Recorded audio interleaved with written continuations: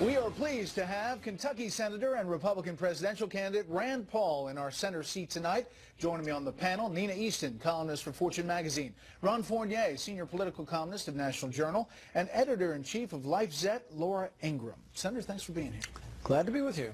You know, Republicans have had concerns about some of your foreign policy stances, some of the things you've talked about on foreign policy. Now, we've had some concerns with their foreign policy as well. And you've noted them many times. Now with Russia taking an active role in Syria, a lot of people want to know what you would do as president. We asked people on Twitter and Facebook to write in. Yolanda Buford writes in, how do you feel about Putin, Russia, replacing the U.S. as leadership role in the Middle East? What would you do? Well, I think the first thing we need to know is how we got here, and then the second thing we need to know is what is important to do so we don't get into a situation that we can't get out of. During the Cold War, we had many altercations with Russia and the Soviet Union at a time where the tension was much greater and much more potentially dangerous.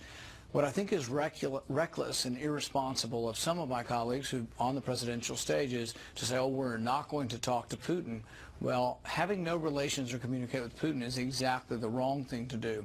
Others have now been saying we need to be prepared to use force against Russia. And it's like, my goodness, we avoided that for 70 years in the Cold War. I don't think that's a good idea. And then others are saying, well, we need to draw a red line. We need to have a no-fly zone. Well, that's also a recipe for disaster, for either an accidental or a purposeful shooting down by one country or the other. I think we have to look at how we got here. How did we get here? We used to have Saddam Hussein, a tyrant who opposed Iran. He's gone now. Iran is stronger. Iran is now allied with Iraq. Who gave flyover permission for Russia to go into Syria? Iraq. Who said today that they're inviting Russia and want Russia to attack ISIS?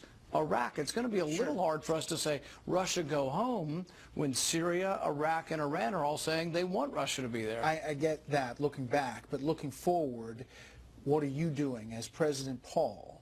Are you okay that Russia is doing what it's doing, even though they're attacking rebels on the ground by all accounts? I don't think I would put it that way, that I'm okay with it. What I would say is that we need to stand up for our position in the world.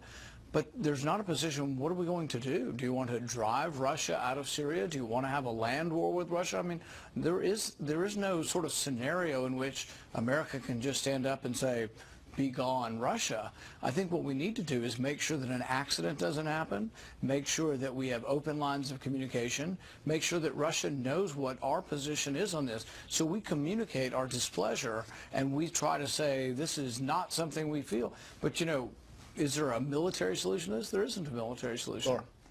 I think it's interesting to listen to Senator Paul because he is reflecting exactly what Donald Trump said with you last night in the interview when we talked about foreign policy and before.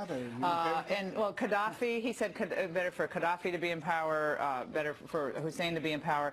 He's been listening to my speeches. Well, perhaps, but it's a fascinating divergence in the Republican Party, and I think it's fueling the support that you get on college campuses and beyond, and fueling some of what Trump is finding out there as well. People want America to be strong, but they also like the idea of a humble foreign policy that's a smart foreign policy, which is what George W. Bush campaigned on until 9/11 happened. But it's a complicated scenario, right? Because we obviously don't want Russia to become the #1 power broker in the Middle East. Yet America doesn't have an appetite to go full force. It's also why we do have to look backwards as well as looking forward. You have to learn from the past, and when you look at the past, if there's one clear thing in the Middle East to learn, it's that every time we've toppled a secular dictator, every time we've gotten rid of one of the iron fists, we've gotten chaos, the rise of radical Islam, and it turns out the unintended consequences were worse than maybe the situation was before. Well, I'm still not sure what you would do about Putin and Russia, but let's go to the Pentagon budget. It's $600 billion right now. Who do you know that is sure? Pardon me? Who do you know that is sure of what we would do? I already told you what I won't do, and what I wouldn't do is a no-fly zone. I think that's a huge mistake and endangers World War III. I would not close communication, so I would diplomatically engage. I would express our opinion.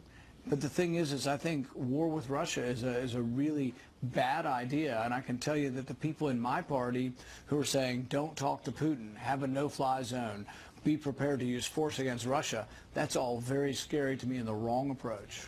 The Pentagon has a $600 billion budget. 4 or 5 months ago, you suggested that was bloated, telling Joe Scarborough, do I think we need more than all of the next 14 countries combined, I think that needs to be examined. You've had more than 4 months to examine it. Yes or no, do we need this much money?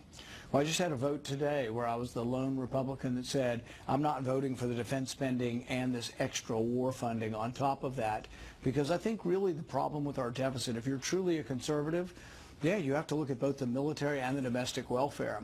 Instead, we do the opposite. We have an unholy alliance between right and left up here. The right wants more military spending, the left wants more domestic. What happens? The unholy alliance comes together and get more spending for everything, but that's also why we're $18 trillion in debt, and it's also why I'm frankly the only conservative running on either side, because I'd be willing to cut both. Well, you would bring us down below $600 billion. What I would say is that you have to be able to cut across the board. That's what the sequester was. Now, some of the sequester was a cut in the rate of growth, but it was cutting across the board and actually was something that was slowing down the accumulation of debt. And we abandoned most of that last year, and that what's coming up now and what many of the leadership are saying, yes, we're going to bust the budget caps. The last remaining vestige of control is going to be busted, but not because of Democrats, because of an unholy alliance between the right and the left who are so avaricious for more spending that they can't get enough. Nina. Senator, going back to your position on Syria and your overall sense of foreign policy, there's a compelling argument to be made that the reason Russia felt licensed to go into Syria is because we didn't stand up to Putin over the Ukraine, that we didn't arm Ukrainian rebels. Which raises the question, what is the difference between being non-interventionist and weak global leadership by the U.S. that eventually puts the U.S. at risk? Well, I think if you look at the region and you say, why is Syria now involved in the region, you might say, well, if we look back, had we not gotten involved in the Iraq war to begin with, maybe Russia wouldn't be so involved. So maybe it's an unintended consequence of the Iraq war. In the Ukraine, there was no real military solution to removing Crimea, removing the Russians from Crimea. There was no real military solution that anyone, even from the farthest right wing of our party, was proposing to do as far as pushing them out of Ukraine.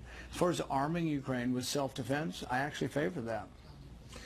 Back with domestic policy questions for Senator Paul after a quick break.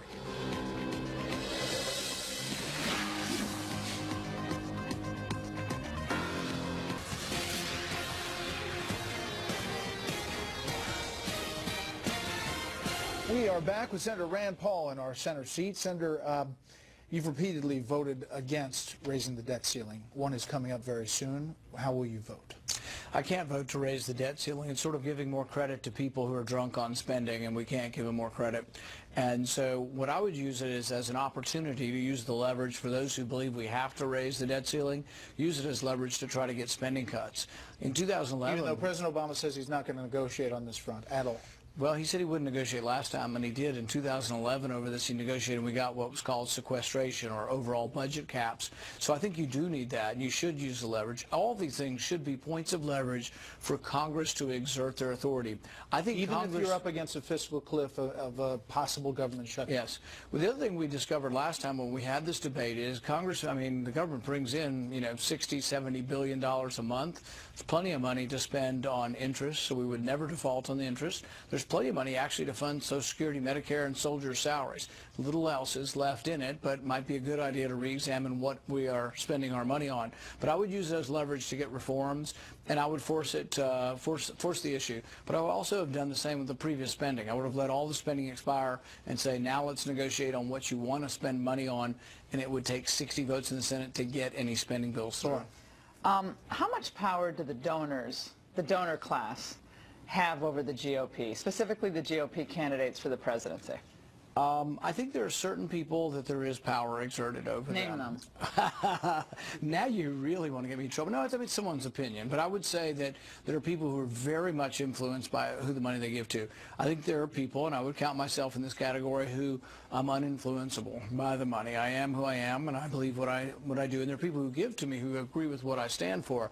But nobody, I think, believes they can give me a donation that I will change my opinion. But there are people up here, many people. I would say the majority of Congress will go with the wind, and the wind is money. Which way the money is blowing, they will go. And I would say that's the majority. If the Chamber of Commerce wants something to get done, it usually will get done. I would say the majority of Congress are influenceable. Ron. Donald Trump says eminent domain is wonderful. What would you call it?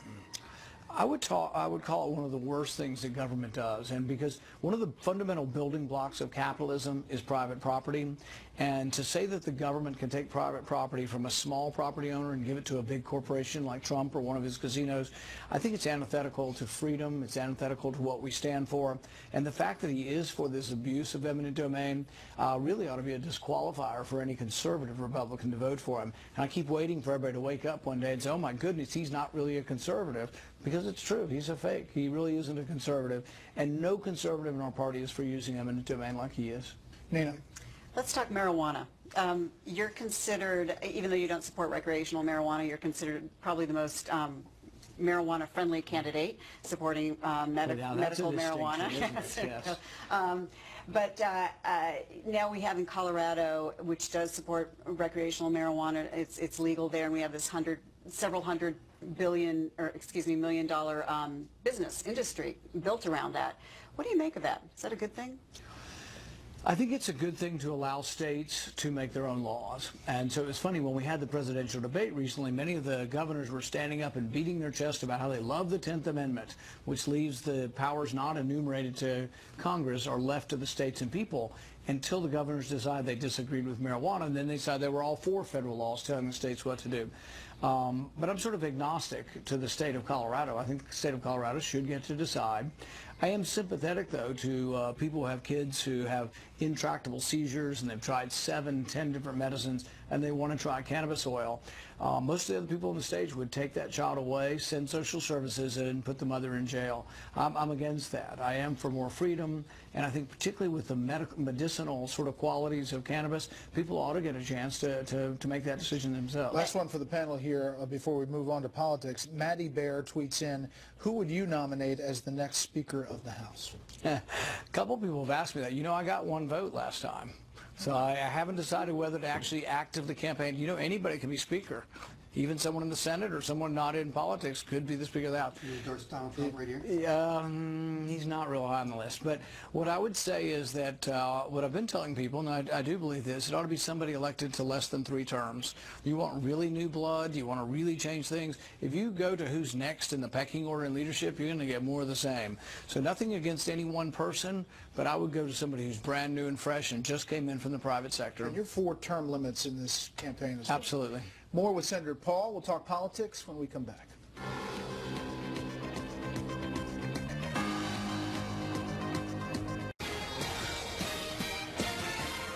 Welcome back to Special Report. Republican presidential candidate and Kentucky Senator Rand Paul in our senator's seat tonight. Senator, the latest Real Clear Politics average of polls has you at 2.3%. And if you look at the state-by-state polls today, Florida, you're at 2%. Ohio at 3%. Pennsylvania at 1%. How do you turn that around, and what do you tell supporters who say, we're just not seeing it? You know, I'm thinking about maybe going to joke school or something. Maybe I need better jokes. I've been told I need better hair. I need to be taller. I need better clothes. You know how many people tell you you have to do something different to bring your polls up? But I guess all I know is to say what I believe in, and I'll keep saying what I believe in, and it's that government's too big, debt's too big, and that we have to do something, and that really the problem is not just the liberals, not just the Democrats. It's the right and left spending too much money, and I'm the only one saying that it's really an unholy alliance of both sides, some Republicans and some Democrats getting together to bust the budget. But you're running for president, but you're also running for senator at the same time. I'm doing better in that race. Well, there will be a decision at some point. When do you think that'll come? I'm going to let people vote, and I think the polls don't accurately represent our organizational strength in Iowa. We have chairmen in all 99 counties in Iowa. We have hundreds of precinct chairmen. We have 1,000 students rallying for us. I would hate to, give up and say the students aren't going to get a chance to vote for someone who truly thinks you shouldn't be putting everybody in jail for marijuana, that really we shouldn't be at war everywhere around the world all the time, and that really there isn't another way, that there isn't a third way. Laura. Trans-Pacific Partnership. I know you voted against the Trade Promotion Authority. Donald Trump is against it. Hillary Clinton today comes out and is against it. What is your position on the super secret document that nobody's seen? Well, I can promise you once I take a final position, I'm only going to take one. Hillary, I guess, has been on both sides of this issue. I don't like TPA, which was giving special authority to the president. I think one of the biggest problems we have in our country is too much power going to the executive branch and going away from Congress. So absolutely, I didn't want to give this special power and this special pathway for it to come through. I was also very annoyed with the fact that this trade agreement was classified, and at first they told me I couldn't even see it. Why was it classified? I have no idea why a trade treaty would be classified. I'm still complaining. When I meet leadership in the hallways of Congress, I'm saying, why in the heck do you classify You know why a it's trade treaty? classified. They don't want people to see what's in it. Well, I went to read it, and I went there with some staff members, and we spent an hour and a half in there, and I'm not so sure I was even given the final copy, because now the final copy's come out recently. So I can't tell you. I like to read things, so I'm going to read it first. I'm in general for trade, for trade, because I think trade enriches us all, but I don't like the organization of international bodies controlling our trade. Quickly, Ron. Three political operatives very, very close to your operation are about to face trial for alleged pay for endorsement scheme. Are they innocent? I don't really know innocence or guilt or the law. The law is really complicated, and this is sort of campaign finance regulations. And a lot of it's how you report things, whether you report things. And in fact, many things can be all legal, and then someone tries to say they're illegal. And so I really don't know the details of the case. And they didn't work for me, by the way. None of these people worked for Very me. close to your father's going to be testifying. Isn't this kind of Clintonian, this whole... People going after them? I mean, I can tell you that they waited 4 years. Going after them, or are they possibly guilty? Well, it took 4 years for people to charge them, and the person charging them is in the Obama Justice Department, and I believe the person who's in charge of the investigation testified before Congress, and when asked 30 times whether he knew anything about Lois Lerner and all the other emails that were missing, answered 30 times that he wasn't going to respond, that he didn't recall. And so when someone's been investigated for malfeasance, I wonder whether or not it is politically motivated. Thanks, Senator. Thank you. That is it for the panel. But stay tuned to see Hollywood's consistent take on the 2016 race.